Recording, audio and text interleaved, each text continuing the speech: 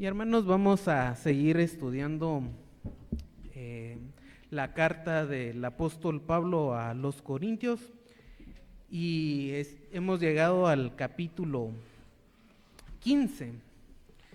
En el capítulo 15 hemos estado hablando acerca de la resurrección y la resurrección como una doctrina esencial en la fe cristiana. Si recordamos, los hermanos corintios habían tenido mucha influencia de su medio, una influencia cultural que en muchas ocasiones torcían la práctica cristiana. Hemos visto en los diferentes capítulos el comportamiento de pleitos por el orgullo que ellos tenían.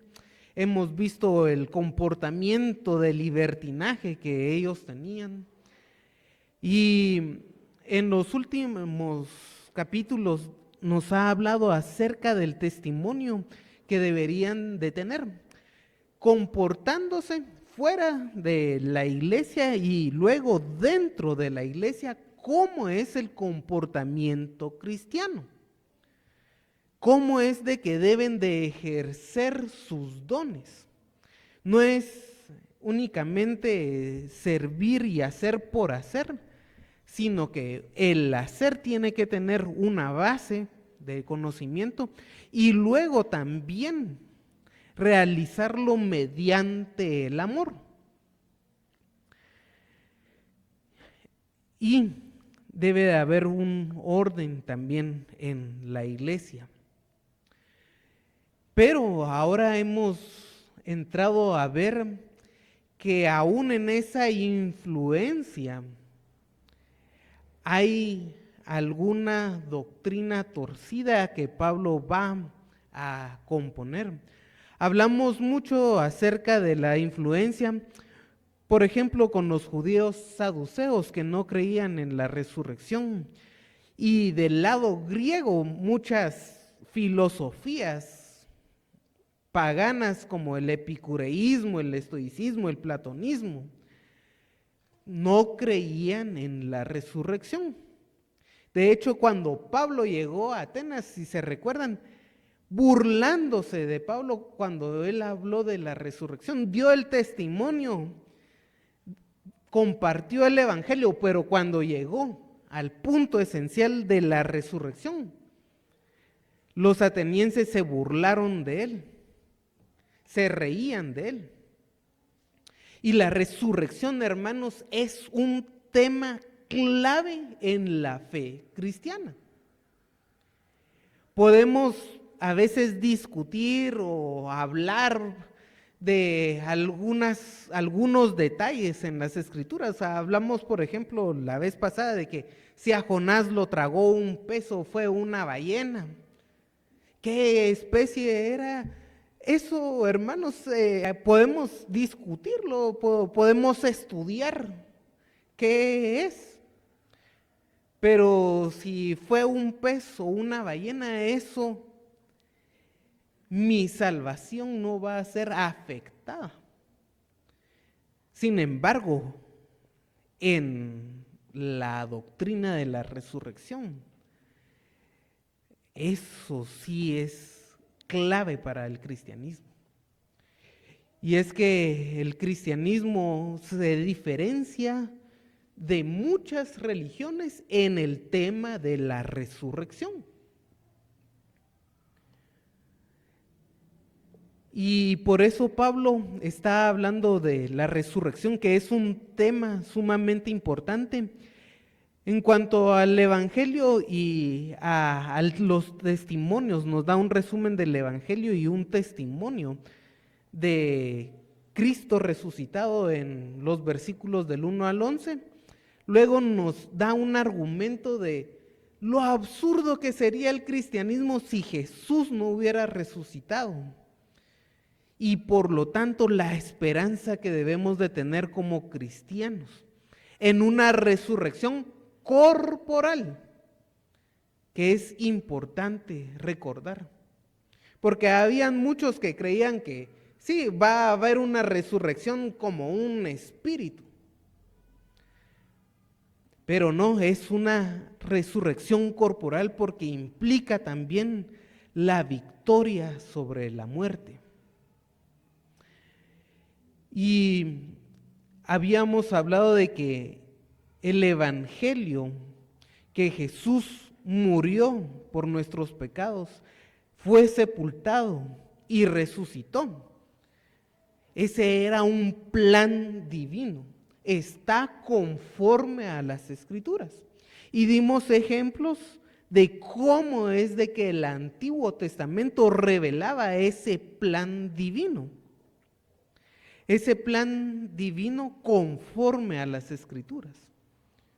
No fue un hecho al azar, sino fue conforme a la revelación de Dios. Y nos hablamos hasta el versículo 4 con tantos ejemplos que hay en las Escrituras que Jesús iba a morir, a ser sepultado y a resucitar.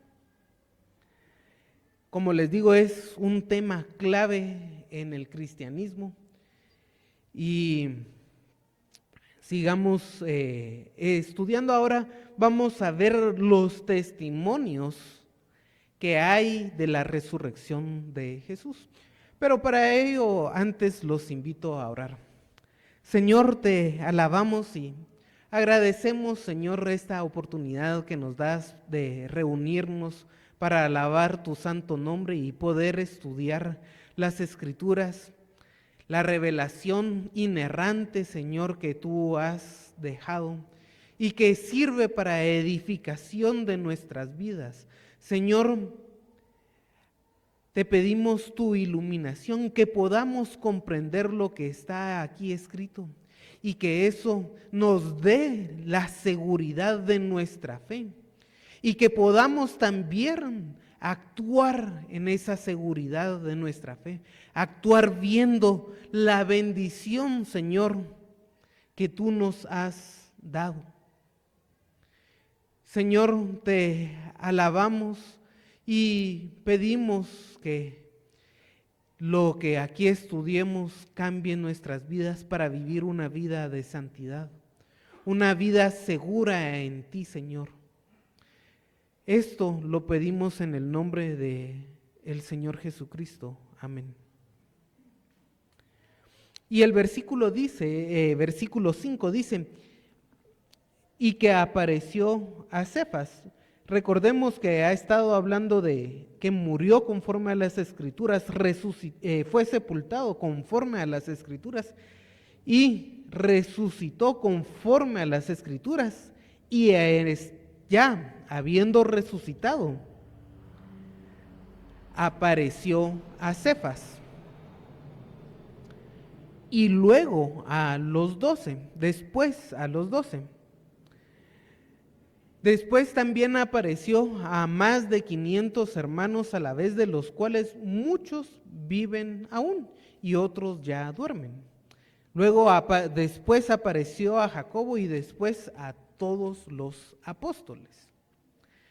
Y si ustedes se dan cuenta en estos versículos que acabo de leer, el verbo que se está repitiendo constantemente es aparecer. Es un verbo importante en este pasaje, ya que en griego hay diferentes formas para decir verbo. En español nosotros también tenemos ver, mirar, observar, contemplar. Todos tienen su significado, aunque en español a veces perdemos el significado de cada verbo. Y en griego sí tenemos diferentes aspectos de diferentes verbos. Por ejemplo, el verbo blepo, que es ver con una función del ojo, una percepción que puede ser a veces intelectual. Entonces, si hubieran utilizado ver, así es ver con el ojo. Digamos, alguien podría decir, pues un espíritu se puede ver con el ojo, es una percepción que hay en el ojo. Si se le aparece algún ángel, usted con su ojo, con el órgano, puede observar a un ángel que no es corpóreo. Hay otros que hablan de theomai, por ejemplo, que es contemplar o ver solemnemente. No está utilizándose aquí ni blepo. Theoreo, que es como ver un festival de aquel entonces, fijarse en algunos detalles. Pero el verbo acá utilizado es el verbo orao, que es aparecer. Y lo que sugiere, a diferencia de los otros verbos que he mencionado, es estar en la presencia de alguien. Estar en la presencia de alguien. Y eso tiene mucho que ver con la forma de Cristo resucitado, que es una forma corporal. Estar con alguien. A veces se utiliza con otras palabras para decir llegar a visitar o reunirse con alguien. Y en ese sentido, hermanos, la reunión o la idea de reunión es con alguien que está físicamente presente. Digamos que a veces fallece algún familiar y decimos, yo llevo a mi familiar en el corazón. Pero eso no es lo que se sugiere acá. Yo veo una foto de un familiar que amo mucho, que está lejano. Puedo ver la fotografía y recordarme de esa persona, pero eso no es lo que se sugiere acá.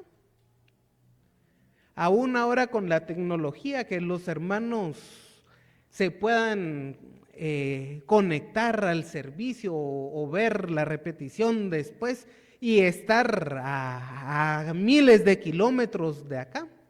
No es esa la idea. La idea es estar en presencia de alguien, como los que estamos acá reunidos físicamente en este lugar. Es estar en la presencia de alguien, no es únicamente aparecer como lo puede ser ver un fantasma, es estar físicamente o reunirse con una persona. Y al primero que se le apareció aquí, que Pablo está hablando, es a Cefas, es a Pedro y después a los 12.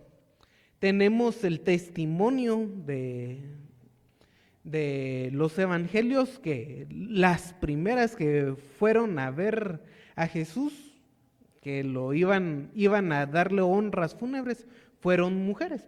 Pero Pablo comienza con Cefas. Probablemente, si ustedes se recuerdan, es alguien conocido en Corintio. Cuando hablamos de los pleitos que había en la iglesia, decían unos, yo soy de Cefas, yo soy de Apolos, yo soy de Pablo, es alguien conocido. Y luego a los 12. Luego dice, apareció a más de 500 hermanos a la vez, de los cuales muchos viven aún y otros ya duermen. Para los judíos, si querían hacer alguna acusación de tipo legal, es decir, llevar ante las autoridades algo que había pasado, necesitaba, como dice Deuteronomio 19:15, 2 o 3 testigos. Pero acá está hablando de más de 500 hermanos. Es decir, había una saciedad de personas, había muchísimas más personas como para decir que Jesús había resucitado. No solo fue a Pedro y a los 12, que con los 12 en la ley hebrea ya podían levantar un testimonio de la resurrección. Pero no solo fueron 12, fueron más de 500 hermanos a la vez. Y vean que dice, de los cuales muchos viven y otros ya duermen. Eran personas de varias edades, algunos ya habían pasado a la presencia del Señor. Dicen ya duermen, y ese dormir es una manera suavizada, un eufemismo se llama, de que habían muerto. Ya duermen.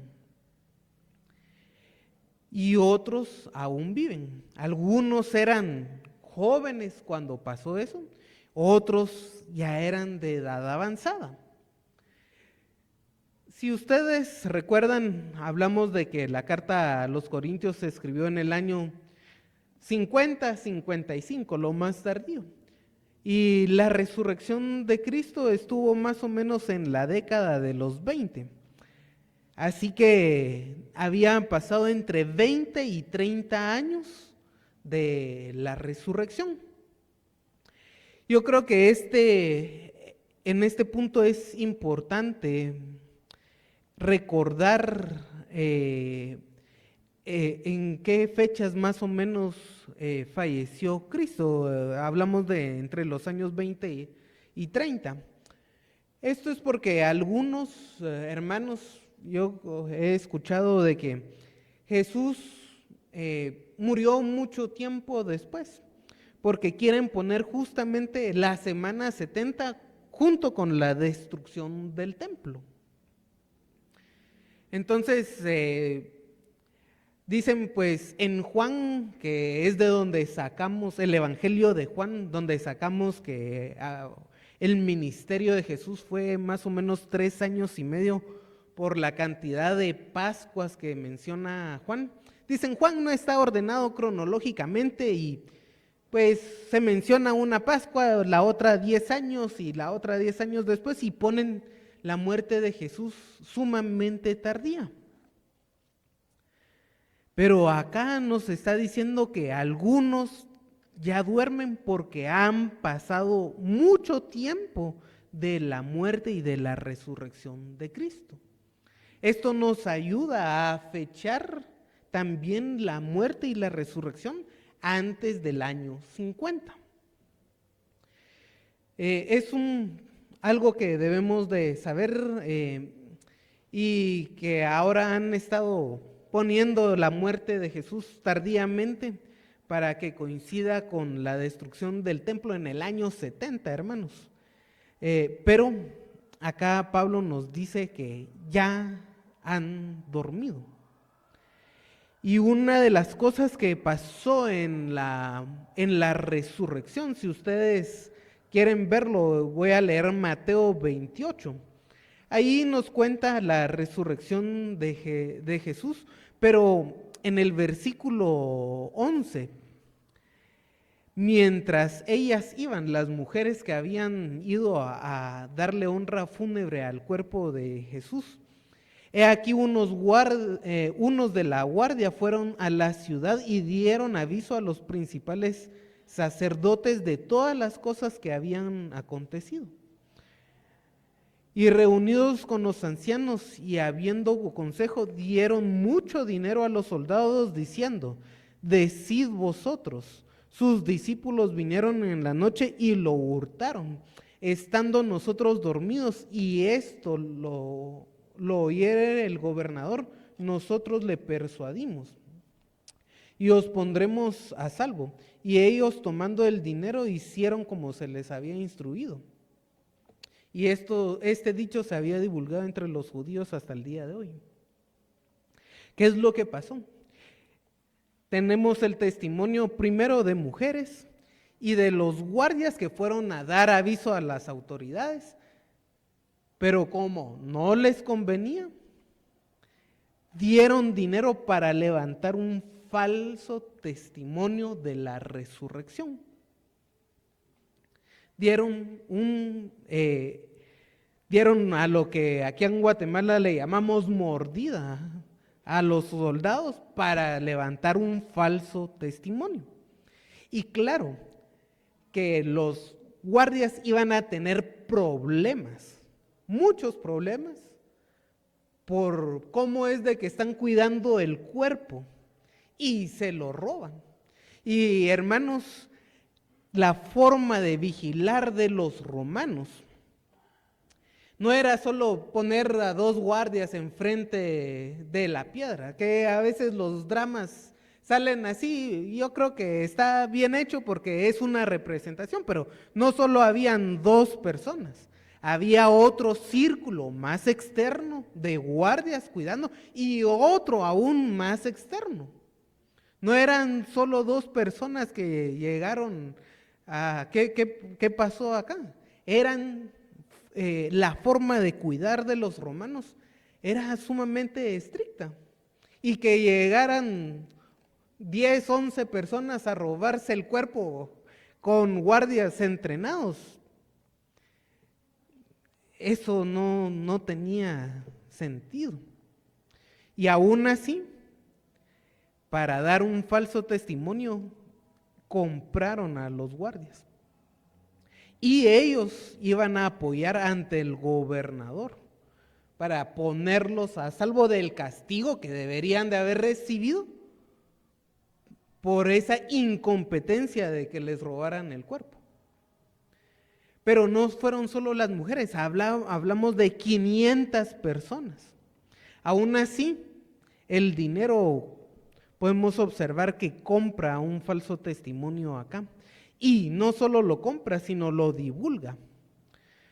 Pero tenemos el testimonio también de 500 personas. Luego apareció a Jacob, versículo 7, y después a todos los apóstoles. Jacob era hermano de Jesús. Si ustedes se recuerdan, hermanos, cuando habla los evangelios de los hermanos de Jesús, en un principio nos hablan de que ellos eran incrédulos, estando aún con Jesús, viviendo con Jesús, eran incrédulos. Y ese es un punto muy importante de observar por el testimonio de Pablo, que también va a dar su testimonio. Y luego, también es importante la mención de Jacob, porque al igual que Pedro, eran personas conocidas de estar en un puesto de liderazgo en la iglesia. Jacob, si ustedes van a Hechos, él lideró el concilio de Jerusalén, no fue Pedro, él lideró el concilio de Jerusalén. Entonces era alguien muy reconocido en la iglesia cristiana. Y lo que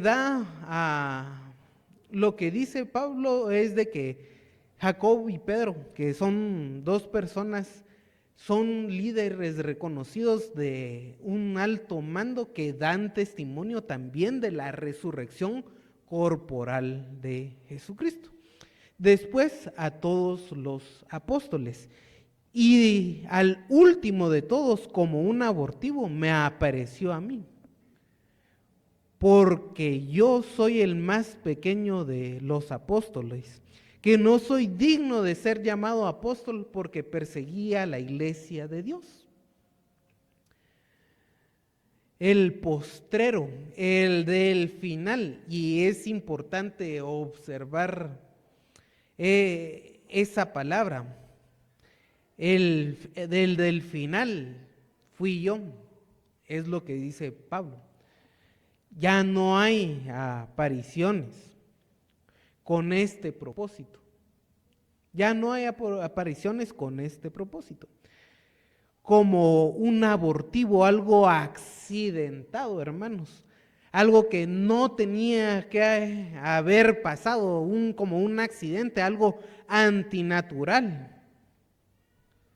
Así Jesús se le apareció a Pablo para llamarlo al apostolado. Y es antinatural en parte porque Pablo era perseguidor. Si ustedes se recuerdan, mandaron a orar para que Pablo se curara y no querían porque era el perseguidor, era antinatural. ¿Cómo me voy a ir a meter para que me maten con alguien? Pero era el propósito de Dios. Y dice el más pequeño de los apóstoles. Podríamos traducir el pequeñísimo, porque es un superlativo lo que tenemos aquí, el pequeñísimo de los apóstoles, que no soy digno de ser llamado a la iglesia porque perseguí, buscaba ardientemente en su corazón destruir a la iglesia de Jesucristo. Ardientemente en su corazón destruir a la iglesia de Jesucristo. Y una de las cosas que hay que observar es de que los judíos sabían la profecía de Daniel de las 70 semanas. Y estaban haciendo cuentas que ya era el tiempo de que apareciera el Mesías. Y una de las cosas de por qué Pablo persigue a la iglesia es justamente por eso. Y hay ideas que ahora también que van muy de la mano de la idea que tenían los judíos shemaitas en aquel entonces. ¿Por qué? Pablo, junto con con los fariseos shemaitas, creían que tenían que obligar a las personas a hacer la voluntad de Dios para que viniera el Mesías. Entonces, si hay algún cristiano que está diciendo que Jesús es el Mesías, ¿en dónde está la reconstrucción de Israel? Eso no se cumplió. Entonces vamos a castigarlos, vamos a matarlos por herejes, porque si no lo hacemos, entonces no va a aparecer el Mesías y la reconstrucción de Israel. Esa era la mentalidad de Pablo. Ganar la salvación, que apareciera por sus obras el Mesías, que ellos iban a ayudar al Mesías con sus obras a reconstruir el reino de Israel. Algunas personas creen que la iglesia va a transformar el mundo de tal manera que cuando venga Jesús en su segunda venida, solo va a poner la eternidad. Hermanos, nosotros creemos en ese aspecto, que el mundo va para mal. Y claro, no es como, el mundo va para mal, entreguémonos al mal también. ¿Para qué estaríamos acá? Pero creemos que quien va a poner el orden es Cristo. El anticristo va a poner un orden falso y va a ser alguien tan competente políticamente que van a creer que es Dios. Pero el verdadero orden va a ser Cristo. Y en esa conversión de Pablo en el camino a Damasco, buscando por sus obras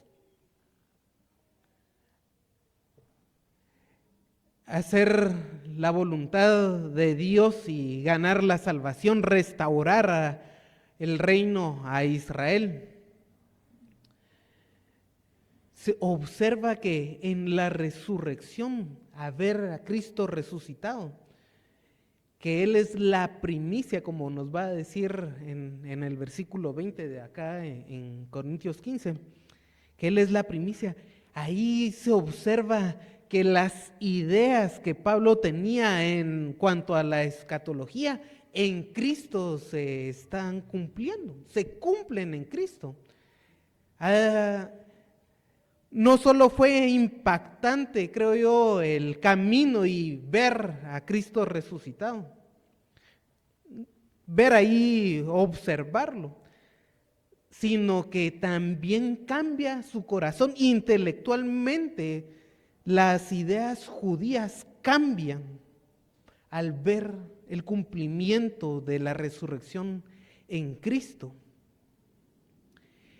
Y lo que nos dice el versículo 10, pero por la gracia de Dios soy lo que soy. Y su gracia no ha sido en vano para conmigo. Antes he trabajado más que todos ellos, pero no yo, sino la gracia de Dios en mí. A pesar de que soy el más pequeño, a pesar de que yo perseguía ardientemente, quería lograr por mis obras la salvación y la restauración del pueblo de Israel, matando a las personas. La gracia del Señor llegó a Pablo. Por la gracia de Dios soy lo que soy. ¿Qué obra hizo Pablo, hermanos, para recibir esa gracia? Ir matando, cazando ardientemente a la iglesia. ¿Esa es su buena obra? No. Perseguir, no es una buena obra, es gracia de Dios. Hay quienes creen que para que Dios lo justifique a uno, de primero tiene que recibir una gracia incompleta y luego hacer buenas obras, y ya cuando es justo, entonces Dios le dice, sí, usted es justo. ¿Acaso Pablo hizo eso? Decir, recibí la gracia del conocimiento del Antiguo Testamento y luego obró para ser justificado. No. Claro que tenía la gracia de conocer el Antiguo Testamento si era un fariseo sumamente estudiado. Pero no fueron las obras de Pablo quien lo llevó a tener una relación con Jesucristo. Fue la gracia de Dios. Pablo, hermanos, no gana la salvación. Y nosotros, hermanos, tampoco ganamos nuestra salvación. Es la gracia de Dios. Yo siempre pienso cuando veo la vida de Pablo, mi propio testimonio. Haber nacido en una casa cristiana, ser un hijo de un gran conocedor de las Escrituras. ¿Qué hice yo para nacer ahí? Nada si nací ahí. Tener un ambiente donde podía agarrar un libro de teología y poder leer. ¿Qué hice yo para ver esa gracia? Nada, hermanos. Recuerdo yo que alguna vez estaba leyendo y una vez mi papá me recomendó un libro y no entendí una parte y le fui a preguntar, ¿qué significa esto? Y habló 2 horas seguidas acerca de la respuesta. 2 horas seguidas hablando de la Biblia. ¿Qué gracia, qué hice yo para merecer eso? Nada. Y les voy a decir cómo terminó. Después de esas 2 horas me puse a platicar, a debatirle todo lo que estaba hablando y se alargó la plática. Entonces, para mí eso ha sido una gracia constante, hermanos. Pero a pesar de todo ello, podría haber sido el hijo de un gran pastor, un gran conocedor en las Escrituras, y poder ser ateo. El hecho de nacer en un hogar cristiano no me hubiera garantizado llegar a Cristo, sino es la gracia de Dios. Bien, podría ser el hijo del teólogo más grande de la historia, podría haber sido hijo de Calvino o de Agustín o alguien y ser un ateo. Podría haber sido el hijo de Pedro, el apóstol Pedro o de Pablo y ser un ateo si la gracia de Dios no me alcanza. Pero me alcanzó y yo conozco a Jesucristo.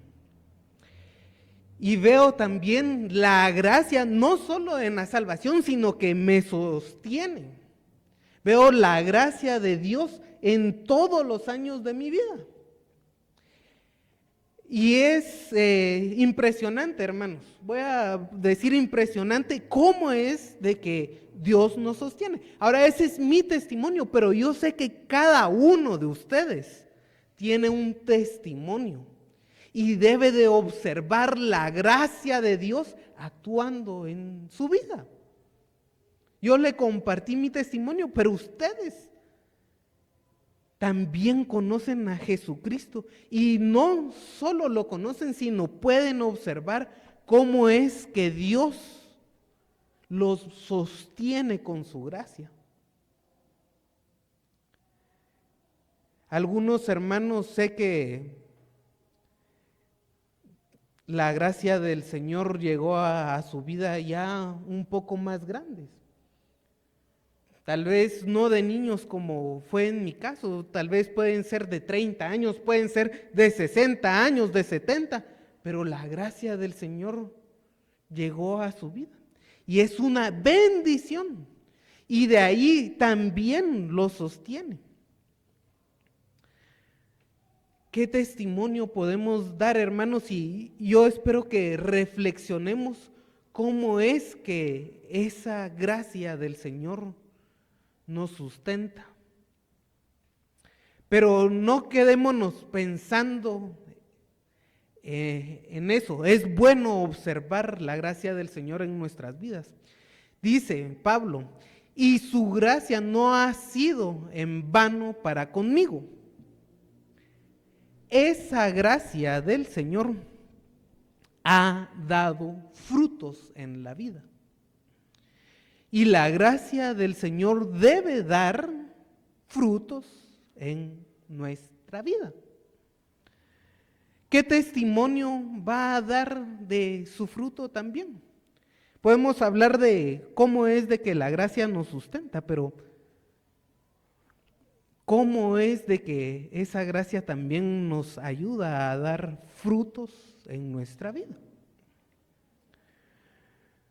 Vean que hablamos de Jacob, que fue el hermano de Jesús, medio hermano de Jesús, si lo queremos ver más claramente. El hermano de Jacob estuvo con Jesús gran parte de su vida. Y aún así lo podemos observar junto con los demás hermanos, Judas, que eran incrédulos y que la gracia del Señor llegó a ellos y Jacob fue un líder de la iglesia. Jacob, el hermano de Jesús, fue un líder de la iglesia. Da frutos la vida cristiana, la gracia. Dice Pablo, antes he trabajado más que todos ellos, pero yo no, sino la gracia de Dios conmigo. La gracia del Señor, hermanos, también nos da dones para servirle. Eso lo vimos en el capítulo 12. Nos da dones para servirle. ¿Qué hemos hecho con esos dones? Filipenses 2:13 dice, porque Dios es el que pone en vosotros, produce así el querer como el hacer por su buena voluntad. La buena voluntad, que es la gracia de Dios, debe producir en nosotros un querer ferviente de servirles. Y no solo se queda en un querer ferviente, sino en un hacer en su buena voluntad. Esto nos debe de llevar a trabajar de forma ardua en el ministerio, en la vida cristiana, y una manera desinteresada. Eso es lo que llevó a Pablo a trabajar más que todos ellos. Pero yo no, sino la gracia en mí, dice. Pablo trabajaba más que todos los apóstoles, pero es la misma gracia del Señor actuando en Pablo.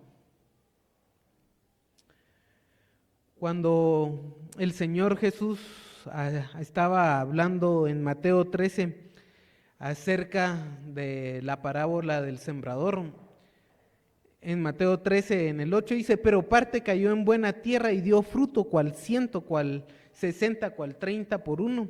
El que tiene oídos para oír, oiga.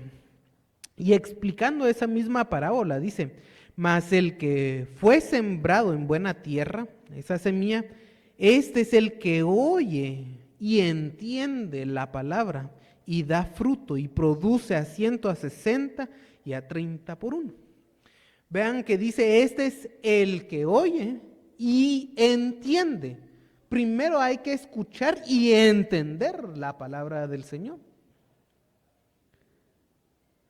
Y claro, escuchamos, estudiamos, entendemos. Y ese entendimiento tiene que dar fruto. Un fruto que da por la gracia divina.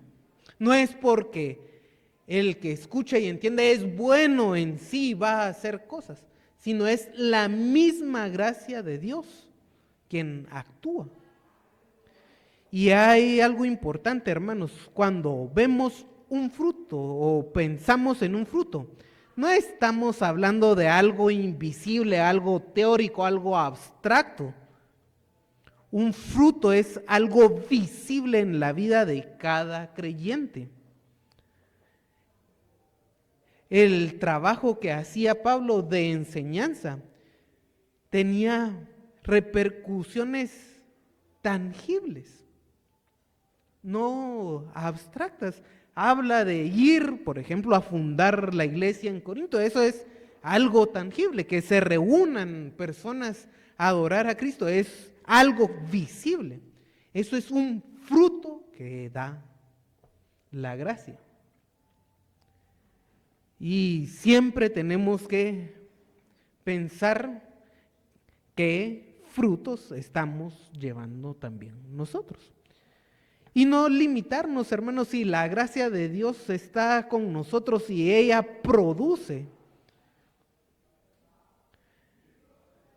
Ya si nosotros no queremos producir, es otra cosa. Si nos oponemos, dice que produce y trabaja, produce en nosotros el querer como el hacer, pero es el querer y el hacer.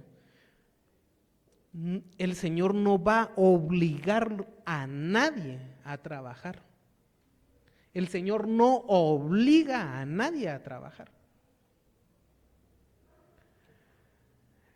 Porque, o sea yo, o sean ellos, versículo 11, así predicamos y así habéis creído. Ya independientemente de quién haya sido, si Cefas, si alguno de los apóstoles y Jacob, o bien los que estaban en un principio de la carta, que igual puede ser Cefas, Apolos, Pablo, sean ellos o sea yo, así predicamos, todos estamos en mutuo acuerdo acerca de la doctrina de la resurrección corporal. Predicamos el evangelio, que es la muerte, la resurrección y la muerte, la sepultura y la resurrección. Y no importa quién predique, si eso es lo que están predicando, así habemos creído. Si ustedes se recuerdan, hermanos, una de las cosas que Pablo había mencionado es de que en el capítulo 3 es de que uno siembra, otro riega y otro recoge. Algunos ponen el cimiento, otros construyen encima. Todos los trabajadores en el ministerio tenemos diferentes funciones. Y no importa, en este caso, quién haya predicado, si así han creído en el Evangelio y sobre todo en la importancia de la resurrección corporal. El hecho de que podamos entender las Escrituras, hermanos, poder analizar la resurrección corporal, también debe hacernos reflexionar acerca de todas las bendiciones que el Señor nos ha dado. Cómo es que el Señor ha llegado con su gracia a nuestra vida y su gracia nos sustenta. Y cómo es que podemos obrar con esa gracia para edificación de la iglesia, como lo dice del capítulo 12, 13 y 14, pero también para la edificación de todas las personas que nos rodean. Esa gracia, esa comprensión de las Escrituras debe de dar un fruto visible. Así que reconozcamos la gracia de Dios, que es una gracia que nos da la salvación y no podemos obrar para la salvación, pero sí podemos comenzar a trabajar con las fuerzas de Dios para dar frutos agradables a Él. Señor, te adoramos y te agradecemos tu santa palabra y bendecimos tu nombre, Señor. Padre, te pedimos que tú nos guardes, nos guíes y nos des la sabiduría para que podamos siempre estar sirviéndote a ti, podamos dar un buen testimonio, podamos, Señor, ver en nuestra vida tu bondad infinita, tu gracia maravillosa con nosotros, Señor, que aún siendo indignos, siendo pecadores, tú obras a nuestro favor y nos das una inmerecida gracia, Señor, por el amor que nos has tenido. Y Señor, ayúdanos a comprender eso. Con esa comprensión, Señor, buscar agradarte a ti y poder dar frutos de una vida santa y agradable a ti. No, Señor, porque tengamos miedo a la perdición, pues tú nos has salvado por tu gracia, sino porque te amamos, Señor. Por eso queremos dar frutos y hacer todo en nuestra vida para honrarte y alabarte. Por amor, Señor, por amor a ti, por la comprensión que tenemos en la gracia ya recibida. Bendecimos tu santo nombre, Señor, y te pedimos que venga tu reino y se haga tu voluntad, así en el cielo como en la tierra y en nuestras vidas, Señor. Te alabamos y oramos